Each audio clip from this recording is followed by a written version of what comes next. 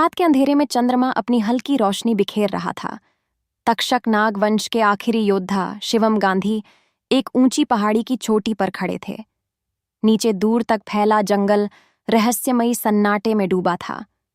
शिवम की आंखों में अतीत की यादें कौंध रही थीं, अपनी मां का अपमान, अपने पिता की वापसी की कोशिशें और सबसे बड़ा सच कि वह एक नाग योद्धा था। पिछली लड़ाई के बाद शिवम को लगा था कि सब खत्म हो चुका है, लेकिन असल में यह तो बस एक नई शुरुआत थी। उसके अंदर की शक्तियां जागृत हो चुकी थीं, लेकिन अब उसे अपने अस्तित्व के असली उद्देश्य को समझना था। क्या वह अपने वंश की रक्षा करेगा या अपनी मां के अपमान का बदला लेगा? अचानक जंगल की गहराइयों से एक अजीब सी ध्वनि आई। शिवम ने अपनी सांप जैसी तीव्र दृष्टि से नीचे देखा। एक आकृति छाया की तरह तेजी से इधर उधर भाग रही थी। यह कोई साधारण इंसान नहीं था। शिवम गांधी! एक गहरी भयावह आवाज गूंजी। शिवम तुरंत सतर्क हो गए। उनके हाथों में नाग शक्ति का कंपन महसूस हुआ। उन्होंने पूछा, तुम कौन हो? सामने आओ। धुएं जैसी आकृति गहराती चली गई और तभी एक तेज रोशनी चमकी। सामने एक लंबा रहस्यमयी व्यक्ति खड़ा था। उसकी आंखें सर्प की तरह चमक रही थीं। मैं हूं काल सर्प, तक्षक नाग वंश का असली उत्तराधिकारी, और मैं तुम्हें खत्म करने आया हूं। शिवम का दिल जोर से धड़क उठा। क्या यह कोई नई साजिश थी या फिर अतीत का कोई गहरा रहस्य? शिवम की आंखें चमक उठीं। सामने खड़ा रहस्यमयी व्यक्ति, जिसने खुद को काल सर्प कहा, अजीब सी ऊर्जा से घिरा हुआ था। उसकी सांप जैसी आंखें और चारों ओर फैली काली धुंध किसी बड़ी अनहोनी का संकेत दे रही थीं। काल सर्प, तक्षक नाग वंश का असली उत्तराधिकारी? शिवम ने संदेह भरी आवाज में पूछा। हाँ शिवम, तुमने सोचा कि तुम आखिरी नाग योद्धा हो, लेकिन तुम गलत थे। मैं वर्षों तक अंधकार में रहा, अपने समय का इंतजार कर रहा था। अब तक्षक नाग वंश का असली वारिस वापस आ गया है। शिवम के मन में हजारों सवाल उठने लगे। अगर काल सर्प सच में वंश का उत्तराधिकारी था, तो ये पहले क्यों नहीं आया?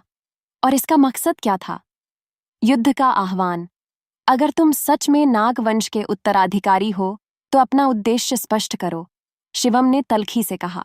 काल सर्प हल्की हंसी हंसा और बोला, मेरा उद्देश्य साफ है, तुम्हें खत्म करके नाग वंश को अपने नियंत्रण में लेना।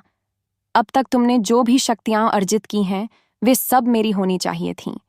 तुम्हारे पिता ने तुम्हें बचाने के लिए मुझे अंधकार में धकेल दिया था, लेकिन अब मैं वापस आ चुका हूं।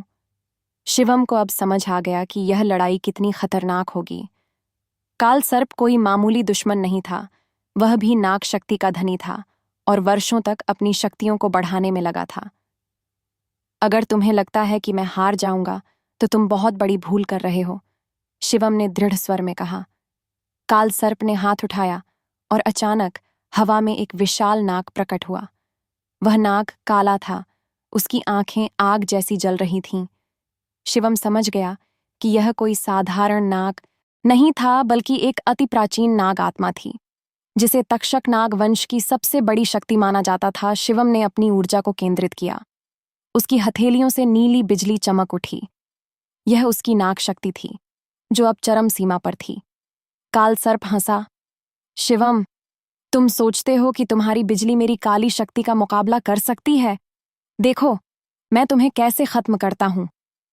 यह कहकर काल सर्प ने अपनी दोनों हथेलियां उठाईं और चारों ओर अंधकार छा गया।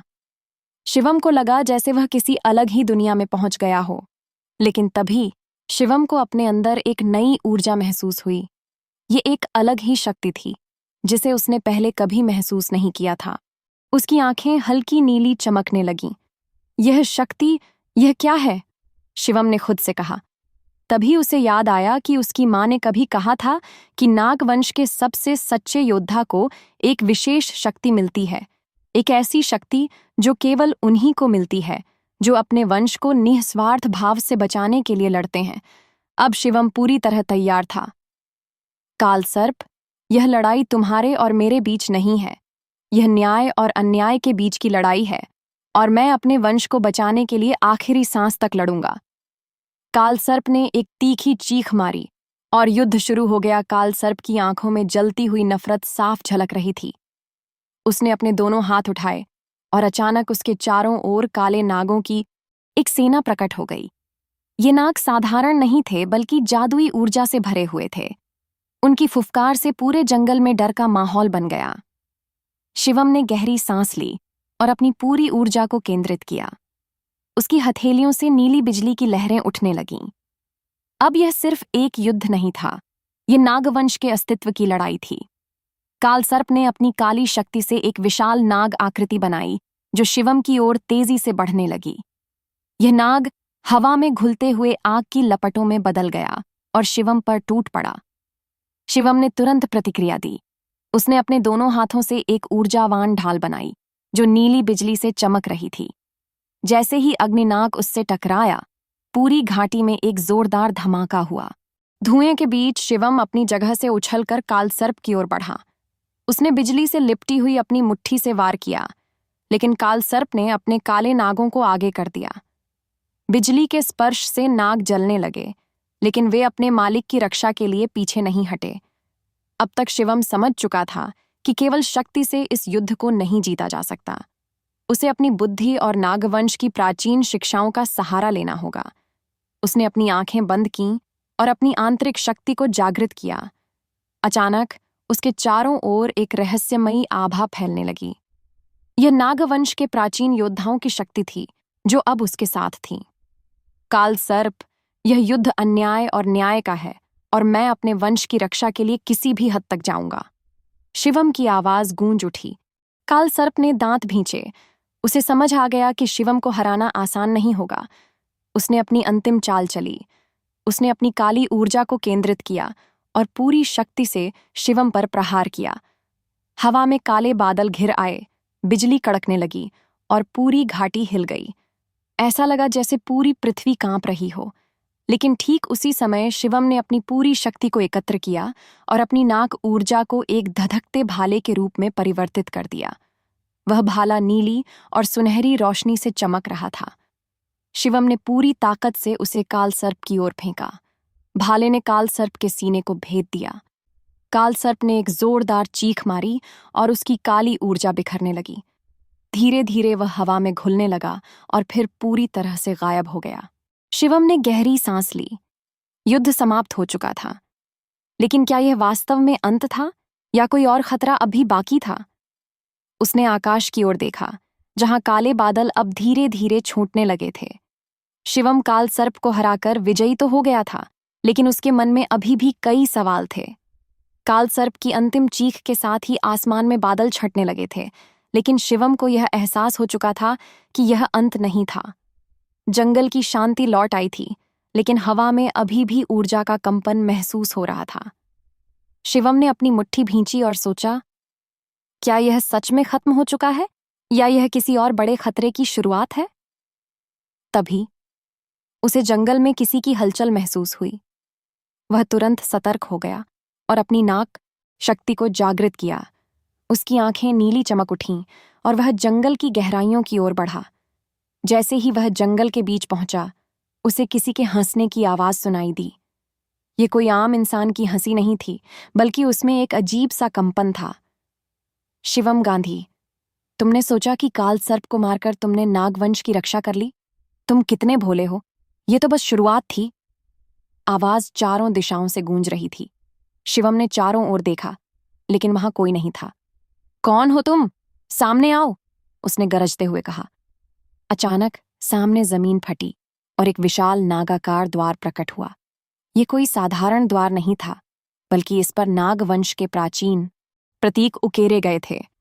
इसकी दीवारों से हरे और सुनहरे रंग की ऊर्जा निकल रही थी।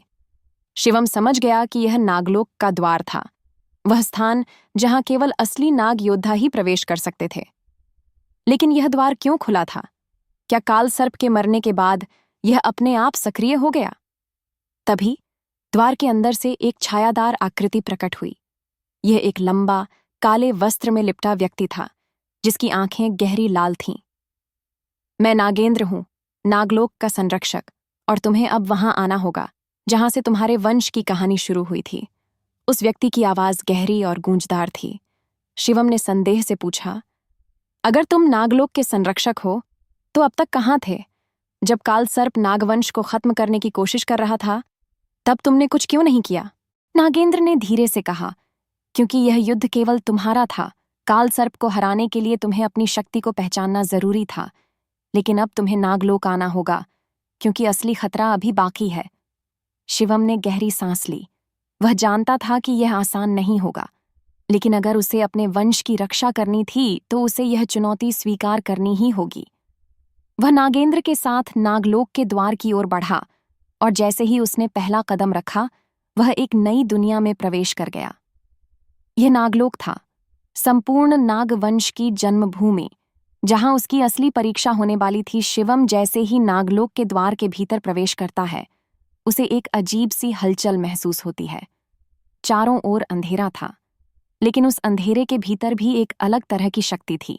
ऐसा लग रहा था मानो यहाँ की हर चीज जीवंत हो, हर पत्थर, हर पेड़, यहाँ तक कि हवा भी। नागेंद्र उसके साथ था। उसकी आंखों में गहरी गंभीरता थी। तुम्हें यहां लाने का एक कारण है शिवम, नागेंद्र ने धीमी लेकिन गूंजती आवाज में कहा। क्या यह कालसर्प से भी बड़ा खतरा है? शिवम ने संदेह भरी नजरों से पूछा। नागेंद्र ने सिर हिलाया। कालसर्प तो बस एक मोहरा था, असली खतरा अब सामने आने वाला है, लेकिन उससे पहले तुम्हें नागलोक की परीक्षा से गुजरना होगा। केवल वही नागयोद्धा जो इन परीक्षाओं को पार कर लेता है, उसे नागवंश की अंतिम शक्ति प्राप्त होती है। शिवम को एहसास हुआ कि यह यात्रा केवल एक लड़ाई नहीं थी, बल्कि यह आत्मखोज की भी यात्रा थी। उसे यह नहीं पता था कि आगे क्या होने वाला है, लेकिन उसने खुद से एक वादा किया, वह किसी भी परीक्षा से पीछे नहीं हटेगा। जैसे ही शिवम और नागेंद्र आगे बढ़े, उन्हें एक विशाल गुफा के सामने रोका गया। गुफा के द्वार पर नाग आकृतियों की मूर्तियां थीं, जिनकी आंखों से हल्की लाल रोशनी निकल रही थी। यह नागों की भूल भुलैया है, नागेंद्र ने समझाया। इसमें घुसने के बाद कोई भी आसानी से बाहर नहीं आ सकता। यहाँ समय और स्थान दोनों ही भ्रामक हो जाते हैं। अगर तुम रास्ता भटक गए तो यह भूल भुलैया तुम्हें हमेशा के लिए निगल सकती है। शिवम ने अपनी सांसें नियंत्रित कीं।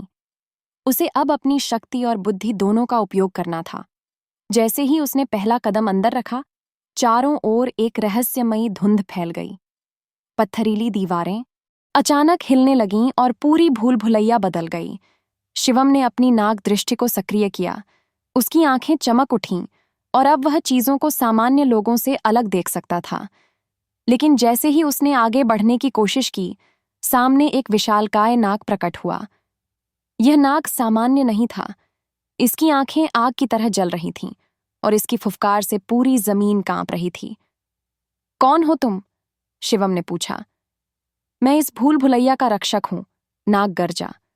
अगर तुम्हें यहां से बाहर जाना है तो तुम्हें मेरी 3 पहेलियों का सही उत्तर देना होगा।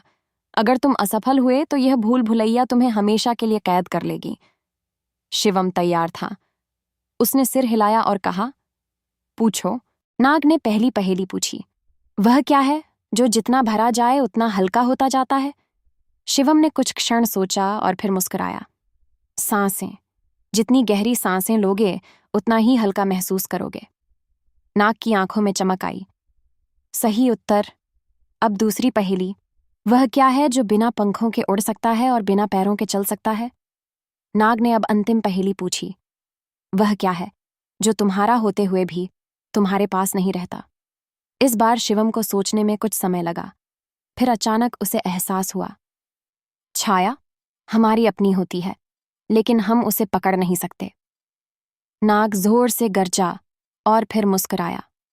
तुमने मेरी परीक्षा पास कर ली। भूल भुलैया का द्वार तुम्हारे लिए खुला। जैसे ही नाग गायब हुआ, भूल भुलैया का वातावरण बदल गया। अब शिवम को एक रास्ता साफ दिख रहा था। वह तेजी से आगे बढ़ा और भूल भुलैया के बाहर निकल आया। नागेंद्र पहले से वहां उसका इंतजार कर रहा था। शाबाश शिवम, लेकिन यह तो बस पहली परीक्षा थी। आगे और कठिन परीक्षाएं तुम्हारा इंतजार कर रही हैं। शिवम ने एक लंबी सांस ली। वह तैयार था। नागलोक की असली चुनौती अब भी बाकी थी। शिवम भूल भुलैया की पहली परीक्षा पास कर चुका था, लेकिन यह तो बस शुरुआत थी। जैसे ही वह बाहर निकला, नागेंद्र ने उसे देखा और मुस्कुराया।